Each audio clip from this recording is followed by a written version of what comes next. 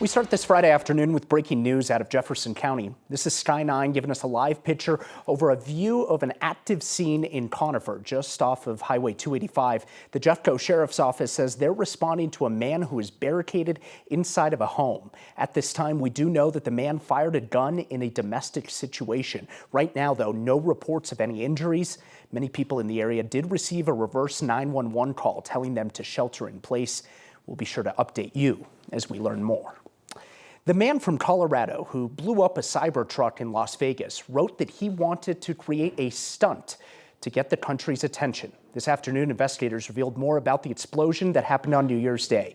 Now News reporter Jeremy Hohola has been following this story closely all day, and he joins us live in the newsroom now. Jeremy, today we're learning more about the motive. Yeah, that's right, Mark. From the burned out Cybertruck, investigators were able to recover data from a cell phone. In that cell phone, they say Matthew Livelsberger wrote a couple of letters and kept a journal. To remind you, the explosion of the Cybertruck happened on New Year's Day morning at Trump Hotel in Las Vegas. Matthew Livelsberger, the man behind the blast, was a highly decorated Green Beret who served 5 tours of combat and also suffered with PTSD. He was from Colorado Springs and rented the Cybertruck right here in Denver in the days before the blast. Investigators revealed today the letters in his cell phone refer to some political and some personal grievances. And one of those letters, investigators say he wrote he wanted to get the country's attention through, quote, a stunt. Here's some of what he wrote, read by the undersheriff during a press conference in Las Vegas. We are the United States of America, the best country, people to ever exist. But right now, we are terminally ill and headed towards collapse. This was not a terrorist attack. It was a wake-up call. Americans only pay attention to spectacles and violence. What better way to get my point across than a stunt with fireworks and explosives? Why did I personally do it now? I need to cleanse my mind of the brothers I've lost and relieve myself of the burden of the lives I took. The FBI also made it a point to say today Livelsberger held no animosity to President-elect Donald Trump. He was 37 years old and was most recently stationed in Germany as an active member of the military. Investigators also reiterated today he had no direct connection to the suspect who killed 15 people in New Orleans on the same day. Mark, back to you. Yeah, Jeremy, a lot of new information coming out today. We appreciate the update. Thank you. So because of the 2 incidents in Las Vegas and New Orleans this weekend, the Peterson and Shriver Space Force bases in Colorado Springs are increasing base security there. While there haven't been any specific threats, it is out of precaution. So it is Friday, and it is some ski season powder coming our way in Colorado this weekend. That means a heck of a lot of people are heading out west, getting out of town right now and heading to the mountains. This is a live look just east of the Eisenhower Tunnel. CDOT warns that you should expect some delays between the metro area and Summit County all weekend long. And it's not just traffic. You can see some slick roads up there with more snow on the way. You probably noticed some thick fog waking up this morning as well. This is what it looked like out at DIA, or what we could see at least. The airport was on ground stop for a few hours before noon today. DIA was also having to de-ice planes, which also caused delays. According to FlightAware, there are more than 500 delays at the airport today. So this next major winter storm is named Winter Storm Blair by the Weather Channel, and the major impacts will be outside of Colorado. The storm will be bringing heavy snow and ice along with frigid Arctic air across much of the U.S. The cold will go on into the next week with more than 230 million people in at least 40 states seeing some freezing temperatures and cold weather. I want to bring in 9 News Weather Impact Team Chief Meteorologist Kathy Sabin joining us this Friday afternoon. And Kathy, we're seeing some of that cold and snow right here in Colorado. But we're not seeing the brunt of it, not the full force of that Arctic front, which is wonderful news. It will be plenty cold enough and we will see snow, but we are not in the nation's heartland where they're going to be dealing with an ice storm and several feet of snow. Yeah, we had fog this morning, freezing fog, and guess what? We're going to have that again tonight. Another dense fog advisory has been put into effect.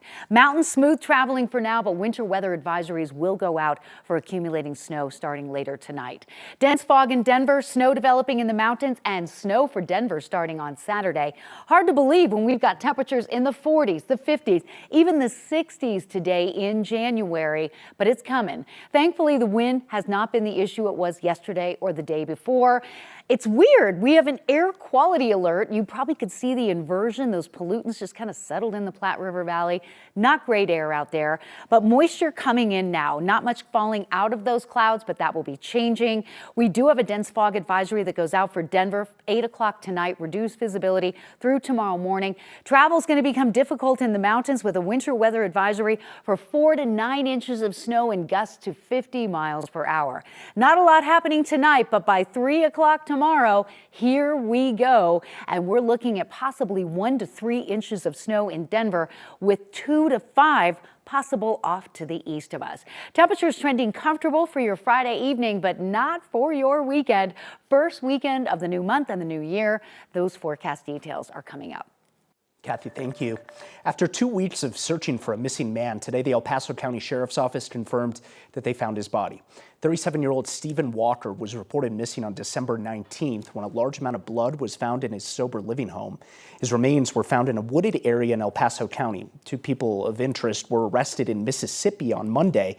Today, one of them, Johnny Morris, was charged in not only Walker's disappearance, but the murder of another man as well. The pair is also facing a felony for allegedly stealing a pickup truck to drive to Mississippi. Just into our newsroom in the last 2 hours, the judge in President-elect Donald Trump's hush money case intends to sentence Trump 1 week from today. The judge ordered Trump to appear in person or virtually for the sentencing next Friday. That's just 10 days before his inauguration.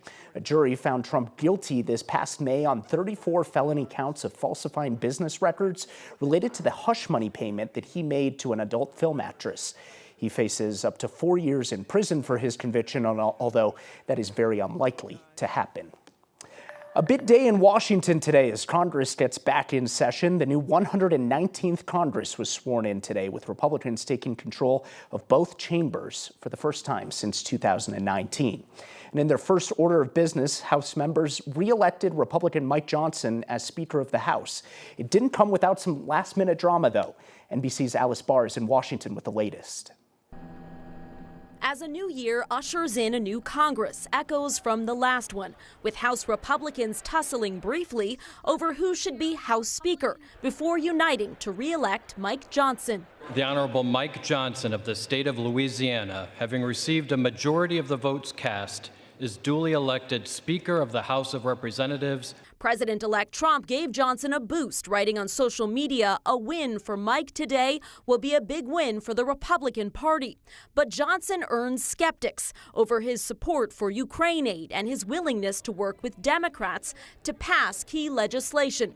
With such a narrow majority, Johnson could only afford to lose one Republican vote, and one made his stance clear well before the first ballot. You can pull all my fingernails out, you can shove bamboo up in them, you can start cutting off my fingers. I am not voting for Mike Johnson. The pushback recalling Kevin McCarthy's 2023 battle for the Speaker's gavel that took 15 rounds of voting.